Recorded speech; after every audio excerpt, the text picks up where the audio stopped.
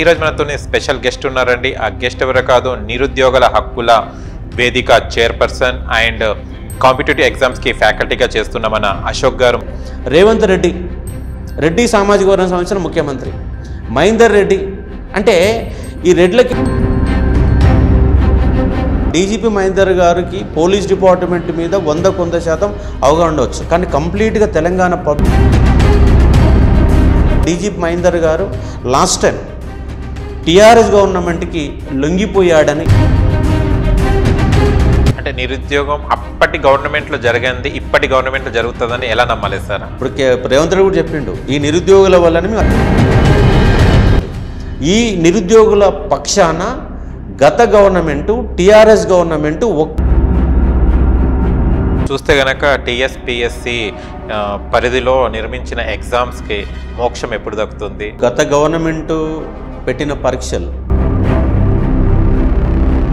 Group 1 స్టాండర్డ్లో ఉండాల్సిన క్వశ్చన్లు ఏమో గ్రూప్ 4 పేపర్లు ఉంటాయి. గ్రూప్ 4లో ఉండే స్టాండర్డ్లో క్వశ్చన్లు ఏమో. తెలంగాణలో ఎడ్యుకేషన్ సిస్టమ్ చేంజెస్ అంటున్నారు కదా, ఎలాంటి చేంజెస్? డీజీపీ మహేందర్కి ఉన్నటువంటి మైనస్ ఏంటంటే గత గవర్నమెంట్లో పనిచేయడమే ఆయనకు. గవర్నమెంట్ ఎంతసేపు అయినా ఓటు బ్యాంకులు తయారు చేసుకుంది. కానీ ఉన్న గవర్నమెంట్ స్కూల్లో టాయిలెట్ క్లీన్ చేయడానికి, ఊకడానికి ఒక స్కావెంజర్ కావాలి. స్కావెంజర్కి ఇచ్చే జీతం, నెలవారీ జీతం 2000 రూపాయలు. అంటే వృద్ధాప్య పెన్షన్లు 100 మంది ఇవ్వడానికి నీ దగ్గర డబ్బులు ఉన్నాయి, కానీ గవర్నమెంట్ స్కూల్లో 2000 రూపాయలు ఇచ్చి ఒక స్కావెంజర్ నియమించే నీకు ఓపిక లేకపోతే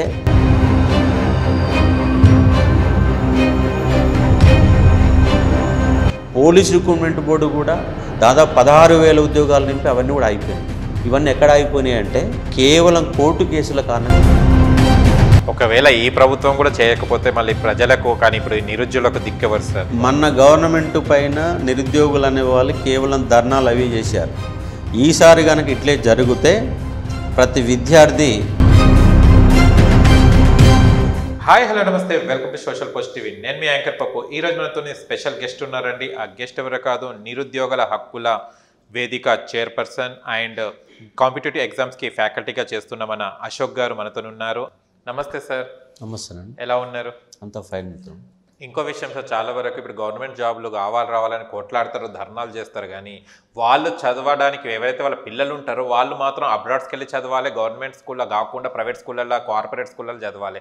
అదేం న్యాయం సార్? ఇప్పుడేమో గవర్నమెంట్ జాబ్స్ల కోసం పోరాడతారు, కానీ వాళ్ళ ఒక్క జాబ్ చేసే పిల్లలు మాత్రం వాళ్ళ స్కూళ్ళలో చదవరు. గవర్నమెంట్ అంటే వాళ్ళు చదువు కరెక్ట్ చెప్పరన్నా, లేకుంటే నాణ్యత ఉండదన్నా? అసలు ఏంటి సార్ దీనికి? అంటే ఇది ఒక్కరోజు వచ్చిన వ్యవస్థ కాదు. గత 20 సంవత్సరాలుగా ఏ ప్రభుత్వం కూడా ఈ ప్రభుత్వ పాఠశాల వ్యవస్థను పట్టించుకోలే. ప్రభుత్వ పాఠశాల ఇప్పుడు ఢిల్లీ ఉంది, వ్యవస్థ మారింది. ప్రైవేటు స్కూళ్ళలో ఉన్న విద్యార్థులను తీసుకొచ్చి మళ్ళీ గవర్నమెంట్ స్కూల్లో మారుస్తున్నారు. అంటే ప్రతి బడ్జెట్లో విద్యాశాఖకు సంబంధించి 15% నిధులు కేటాయించాలి. కానీ ఏ ప్రభుత్వం కూడా 4%, 5% మించి నిధులు కేటాయించడం లేదు. యూనివర్సిటీలో ప్రొఫెసర్ నింపలేదు. అంటే నువ్వు ఫస్ట్ అక్కడ ఉన్నటువంటి టీచర్ల సంఖ్యను పెంచి, మంచి పాఠశాల బిల్డింగ్ మంచిగా ఉండి, అన్ని రకాల సౌకర్యాలు కల్పిస్తే అద్భుతమైన పాఠం ఉంటుంది కదా. గత 20 సంవత్సరాలకి ప్రభుత్వ వ్యవస్థని కంప్లీట్గా నాశనం చేశారు. కాబట్టి దాన్ని నిర్మించాల్సిన అవసరం ఉంది. ఇంకో చట్టం కూడా తీసుకురావాలి. ప్రతి ప్రభుత్వ ఉద్యోగి, ప్రతి ఎమ్మెల్యే ఎవడైతే ప్రభుత్వంలో భాగస్వామి ఉన్నాడో, భాగస్వామి ఉన్న ప్రతి ఒక్కరు, అది ఎంప్లాయీస్ కావచ్చు, పొలిటీషియన్స్ కావచ్చు, ఎవరైనా ప్రభుత్వంలో నీకు బాధ్యత ఉంటే నువ్వు కంపల్సరీగా ప్రభుత్వ పాఠశాలను చదివించాలా. చదివిస్తేనే, ప్రభుత్వ పాఠశాల చదివిన విద్యార్థులు ఉంటేనే నీకు అవకాశం ఉంటేనే ఒక చట్టం తీసుకొస్తే ఈ విద్యా వ్యవస్థ మొత్తం బాగుపడడానికి అవకాశం. అలాంటి చట్టం తీసుకురాలి. ఆ ధైర్యం ఏ ప్రభుత్వాలకు ఉన్నారు? ఏ ప్రభుత్వాలకు లేదు. ప్రభుత్వాలు ఎంతసేపు ఉన్నా మేము ఎట్లా లాభపడుతున్నాం, పొలిటీషియన్ అనే వాళ్ళు అంతవరకు ఆలోచన చేస్తున్నారు. అందుకే 70 సంవత్సరాలైన స్వతంత్ర భారతదేశం ఇంకా ముందుకు వెనకబడి ఉండడానికి గల కారణం ఏంటంటే ఇలాంటి ఒక పొలిటికల్ వ్యవస్థే మన మొత్తం వ్యవస్థను మొత్తం కూడా ఆగం చేస్తున్న పరిస్థితి ఏర్పడుతుంది. Okay sir. చూస్తే కనుక టీఎస్పీఎస్సి పరిధిలో నిర్మించిన ఎగ్జామ్స్కి మోక్షం ఎప్పుడు దక్కుతుంది? అసలు ఆ పరిధిలో ఎగ్జామ్స్కి రిజల్ట్స్ వస్తాయని నమ్మకం ఉందా సార్? ఇప్పుడు గత గవర్నమెంటు పెట్టిన పరీక్షలు ఇవాళ గురుకుల ఎగ్జామ్స్ పెండింగ్లో ఉన్నాయి. ఆ టీఎస్పీ సంబంధంలో సపరేట్ బోర్డు, అది ఆరిజెంటల్ అనే విషయం కారణంగా రిజల్ట్స్ ఆగిపోయినాయి.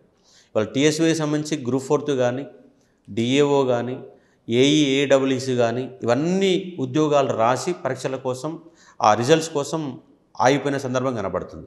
పోలీస్ రిక్రూట్మెంట్ బోర్డు కూడా దాదాపు 16,000 ఉద్యోగాలు నింపి అవన్నీ కూడా ఆగిపోయినాయి. ఇవన్నీ ఎక్కడ ఆగిపోయినాయి అంటే కేవలం కోర్టు కేసుల కారణంగా అయిపోయినాయి. మరి కోర్టు కేసులు ఎందుకు పడుతున్నాయి అంటే టీఎస్పీఎస్సీలో ఒక స్పష్టమైనటువంటి లీగల్ వ్యవస్థ లేదు. కాబట్టి ఈ తెలంగాణ పబ్లిక్ సర్వీస్ కమిషన్ ఏర్పాటైన మరుక్షణమే, బోర్డు ఏర్పాటైన మరుక్షణమే లీగల్ టీముని పర్ఫెక్ట్గా మార్చాలి. ఇప్పుడు ఒక మంచి లాయర్లను పెట్టుకోవాలి. లాయర్లను పెట్టుకొని నోటిఫికేషన్ ఇచ్చే సమయంలోనే ఎక్కడ కూడా గందరగోళం చెలరేయకుండా కోర్టు కేసు పోకుండా వాళ్ళు చేయాల్సిన అంశం ఉంది. ఇప్పుడు ఈ పరీక్షల ఫలితాలు ఎందుకు ఆగిపోయినాయి ఎమ్మటే దానిపైన సమీక్ష పెట్టి దేని కారణం అయిపోయినాయి, ఎక్కడ రిజర్వేషన్ల కారణంగా అయిపోయినాయా లేదంటే క్వాలిఫికేషన్ల కారణంగా అయిపోయినాయా దాన్ని సరిదిద్ది ఈ ఫిబ్రవరి 28లోగా, ఇవాళ దాదాపు జనవరి 22 టీఎస్పీసీ బోర్డు ఏర్పడడానికి ఇంకో వారం పడుతుంది, ఫిబ్రవరి 1లోగా ఏర్పడుతుంది.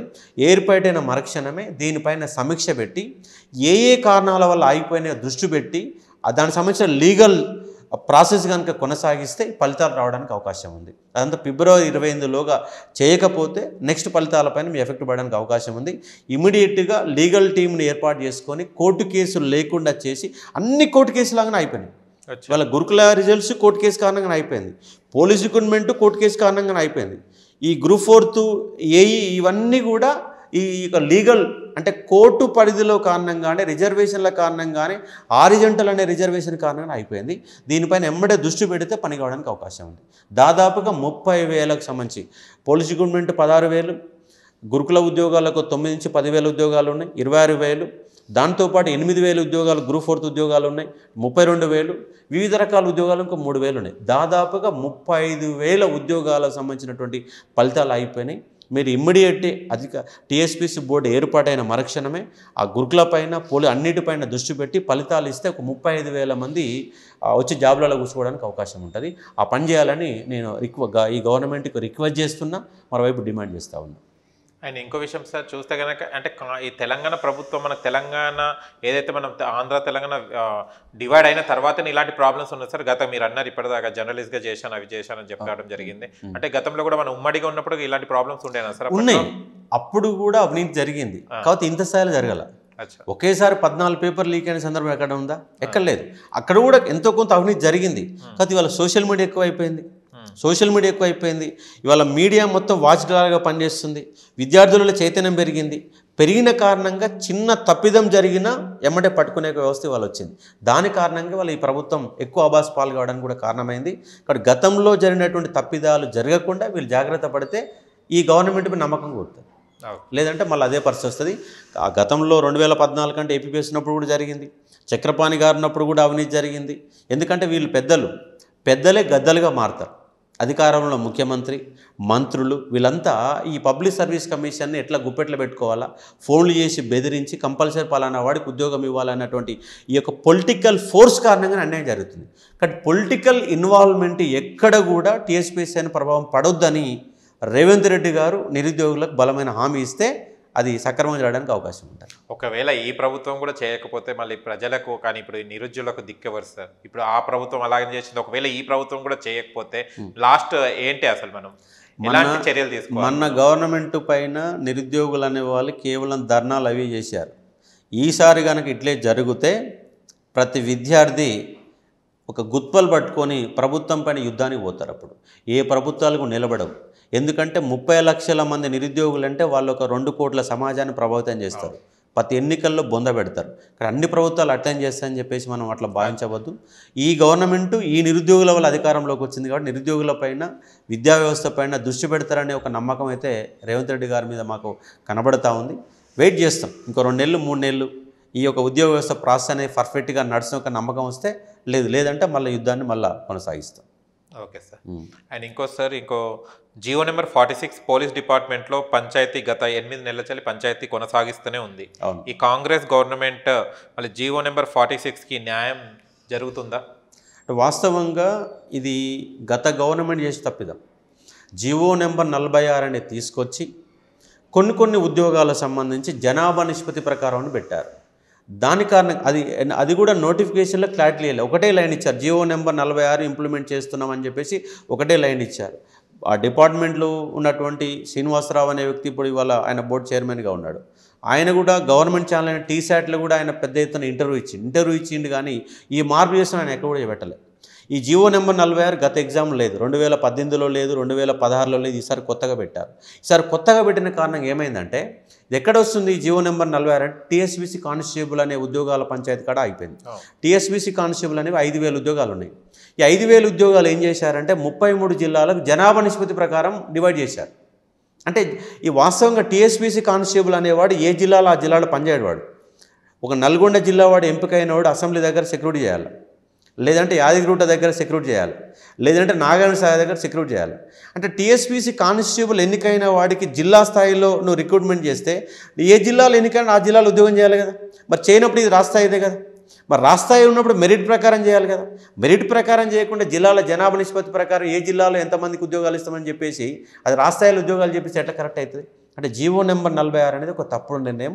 ఈ తప్పుడు నిర్ణయం కారణంగా గత 8 ఏళ్ళుగా నిరుద్యోగులు అనేవాళ్ళు ఈ యొక్క 127, 130 మార్కులు వచ్చిన వాళ్ళు వాళ్ళ రోడ్ల పట్టుకొని తిరుగుతున్నారు. జీవో నెంబర్ 46 కారణంగా హైదరాబాద్ జిల్లాలలో 55 మార్కులకు ఉద్యోగం వచ్చింది. 46 కారణంగా ఇంప్లిమెంట్ చేసిన కారణంగా 55 మార్కులకు ఉద్యోగం వచ్చింది, 70 మార్కులకు ఉద్యోగం వచ్చింది, 80 మార్కులకు ఉద్యోగం వచ్చింది. ఎక్కడ?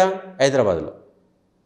మరి నారాయణపేట జిల్లా ఉంది, నారాయణపేట జిల్లాలో 127 మార్కులు వచ్చినాయి. అంటే మీరు చెప్పండి, అక్షరాస్యత హైదరాబాద్లో ఎక్కువ ఉంటుందా, నారాయణపేటలో ఎక్కువ ఉంటుందా? అక్షరాస్యత ఎక్కడ ఎక్కువ ఉంటుంది? అక్షరాస్యత హైదరాబాద్లో ఎక్కువ ఉంటుందా, నారాయణపేటలో ఎక్కువ ఉంటుందా? నారాయణపేటలో చాలా లోయెస్ట్ అక్షరాస్యత ఉంటుంది. సిటీలో 80% అక్షరాస్యత ఉంది. 80% అక్షరాస్యత ఉన్న కానీ 80 మార్కులకు ఉద్యోగం వస్తే 60% అక్షరాస్యత 120 మార్కులు వచ్చినాయి. అంటే ఉద్యోగం 127కి ఇవ్వాలా, 80 మార్కులకి ఇవ్వాలా? 120కి ఇవ్వాలా. అంటే ఇది ఒక తప్పిదం, గతంలో ఎప్పుడు లేదు, ఈసారి అమలు చేశారు.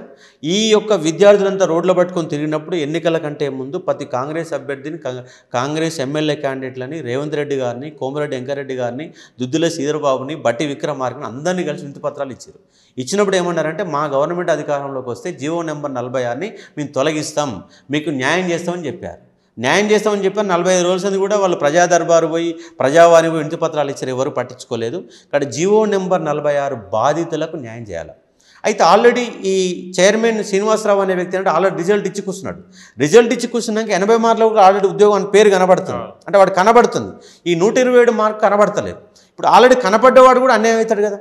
కాబట్టి వీళ్ళకు వాళ్ళకి ఇద్దరు కూడా ఈ నోటిఫికేషన్ న్యాయం చేయాలి. వచ్చే నోటిఫికేషన్లో మాత్రం జీవో 46 అనేది ఎక్కడ కనపడకుండా దాన్ని తొలగించాల్సిన అంశం ఉంది. అదేవిధంగా ఇవాళ ఆ గవర్నమెంట్ ఉద్యోగులకు సంబంధించి కూడా 317 జీవో తీసుకొచ్చి వాళ్ళు ఇబ్బందులు పెట్టారు, ఇటు నిరుద్యోగులు ఇబ్బంది పెడుతున్నారు. ఇట్లా అంత గందరగోళం క్రియేట్ చేశారు. ఇవన్నీ గందరగోళాలపైన ముఖ్యమంత్రి గారు 2 రోజుల పాటు సమీక్ష పెట్టి ఎవరికి ఎలా న్యాయం చేస్తే బాగుంటుందని అందరి బాసులను పిలిపించి, పోలీస్ రిక్రూట్మెంట్ బాసుని కావచ్చు, టీఎస్పీసీ బోర్డు కావచ్చు, గురుకుల బోర్డు కావచ్చు, ఇవన్నీ బోర్డులన్నింటినీ కలిపి కుసబెట్టి ప్రస్తున్నటువంటిది ఈ పంచాయతీలు ఎట్లా తీరాలా, దానికి ఒక లీగల్ టీంని ఏర్పాటు చేసుకొని ఆ లీగల్ టీం యొక్క సలహాల మేరకు ఇవన్నీ సమస్యలు పరిష్కరించాలనేది నేను డిమాండ్ చేస్తా ఉన్నాను. గమ్మత్ ఏంటంటే ఒకటేమో గురుకుల బోర్డు ఉంటుంది, ఒకటేమో టీఎస్పీఎస్ ఉంటుంది, ఇంకోటేమో పోలీస్ రిక్రూట్మెంట్ బోర్డు ఉంటుంది, ఇంకోటేమో పంచాయతీ సెక్రటరీ సంబంధించి జిల్లా బోర్డు ఉంటుంది, డిఎస్ సంబంధించి ఇంకో బోర్డు ఉంటుంది. ఈ బోర్డుల మధ్య సమన్వయం ఉండదు. ఈయనకి నచ్చినప్పుడు ఈయన ఎగ్జామ్ పెట్టుకుంటాడు, ఆయన నచ్చినప్పుడు ఆయన ఎగ్జామ్ పెట్టుకుంటారు. ఒకేసారి అన్ని ఎగ్జామ్లు ఒకేసారి ఒకటే నెలలు ఉంటాయి. దేని ప్రిపేర్ కావాలి విద్యార్థి? డిగ్రీ చేసిన వాడు గ్రూప్ 4 రాస్తాడు, డిగ్రీ చేసిన వాడు ఎస్ఐ కానిస్టేబుల్ రాస్తాడు, డిగ్రీ చేసిన వాడు డిఎస్సి వాడికి బీఈడి ఉంటే దానికి రాసుకుంటాడు. అన్ని ఎగ్జామ్లకు మధ్యలో గ్యాప్ ఉండాలి కదా. ఏ గ్యాప్ లేకుండా గందరగోళం చేస్తారు. ఎగ్జాములు ఏమో ఇట్లా మెడ మీద కత్తి పెట్టి ఎగ్జామ్ రాపిస్తారు, నెల రోజులు ఎగ్జామ్ పెడతారు. తీరా ఫలితాలు చూస్తేనేమో 6 ఏళ్ళు పడుతుంది, 7 ఏళ్ళు పడతాయి. 2016లో పీఈటీ ఎగ్జామ్ పెడితే ఇప్పటిదాకా రిజల్ట్ రాలా. ఎందుకు రాలంటే కోర్టుల కేసు ఉంది. కోర్టు కేసు ఎందుకు పోతుంది అంటే నీకు అవగాహన రాయితేమే కదా, నీకు క్వాలిఫికేషన్లో అవగాహన లేదు, రిజర్వేషన్లో అవగాహన లేదు, ఏదో నోటిఫికేషన్ ఇచ్చినాం, ఎగ్జామ్ రాసినాం, తర్వాత కోర్టులో కూర్చుంటే దాని పరిష్కారం మార్గం ఏంటి? కాబట్టి లీగల్ టీంలు ఏర్పాటు చేయండి. టీఎస్పీసీ బోర్డులు ఏర్పాటు చేసిన మరుక్షణమే అద్భుతంగా పర్ఫెక్ట్గా నాలెడ్జ్ పర్సన్ లీగల్ టీం ఏర్పాటు చేయాలి, టెక్నికల్ టీం ఏర్పాటు చేయాలి. ఇవాళ టీఎస్పీసీలో అవుట్సోర్సింగ్ ఉద్యోగులు మొత్తం తొలగించి గవర్నమెంట్ ఉద్యోగం పెట్టాలి. అవుట్సోర్సింగ్ అనేవాడు పేపర్ లీకేజ్ చేసి అటు బయటపడితే వానికి వచ్చే నష్టం ఏంటి? మహాత పోయి జైల్లో కూర్చుంటే వస్తాడు, వాడికి వచ్చే నష్టం కాదు. అదే గవర్నమెంట్ పర్మనెంట్ ఎంప్లాయ్ ఉంటే వాడు ఉద్యోగం పోతుందని ఒక భయం ఉంటుంది, పబ్లిక్ సర్వీసులకి రిమూవ్ చేస్తున్న ఒక భయం ఉంటుంది. కాబట్టి వాళ్ళకి చట్టం తీసుకురావాలి. ఎవడైనా ఈ రిక్రూట్మెంట్ బోర్డులో చైర్మన్ కానీ, సభ్యులు కానీ, ఉద్యోగులు కానీ ఎవడైనా చేస్తే వాళ్ళకు జీవిత ఖైదు అనేది విధించాలి. జీవిత ఖైదు విధించి ఎవడైతే ఎంతైతే నష్టం డబ్బులు వసూలు చేసి దానికి 3 రెట్ల పాటు వసూలు చేసే విధంగా కఠినమైన చట్టాలు తీసుకొస్తే ఈ అవినీతి అక్రమాలు తగ్గడానికి అవకాశం ఉంటుంది. ఎందుకంటే ఇది ఒక్కరి జీవితం కాదు, కొన్ని 30 లక్షల మంది జీవితాలు, కొన్ని లక్షల కుటుంబాలు దీనిపైన ఆధారపడి ఉన్నాయి. కాబట్టి ఈ ప్రభుత్వం అందరికీ న్యాయం చేస్తేనే ఒక నమ్మకం మాకుంది. ఇంకో 2 నెలలు 3 నెలలు వెయిట్ చేస్తాం. ఒకవేళ ఈ టైంలో కనుక సరిగా న్యాయం చేయకపోతే మళ్ళీ వెంటాడుతాం, మళ్ళీ ఉద్యమాలు నిర్మిస్తాం. మా కొట్లాట అనేది బలంగా కొనసాగుతుంది. ఇప్పటిదాకా కొట్లాడినాం. ఈ ప్రభుత్వాన్ని కొంత ఓపికతోని వెయిట్ చేస్తూ ఉన్నాం. కాబట్టి మీ సభ్యుల నియామకం, చైర్మన్ నియామకం సరైన వ్యక్తులని నియామకం చేసుకొని న్యాయం చేస్తారని భావిస్తాం. Thank you so much sir. మీరు చెప్పిన అంశాలు కనుక గవర్నమెంట్ పాటిస్తే అందరికీ మంచి జరుగుతుందని కోరుకుంటున్నాం. ఓకే, థ్యాంక్ యూ అండి. మీ సోషల్ పోస్ట్ యొక్క ఛానల్ కూడా ప్రత్యేకంగా ధన్యవాదాలు చెప్తా ఉన్నాం. మిగతా వాళ్ళు కూడా ఎవరైనా సబ్స్క్రైబ్ చేసుకోండి.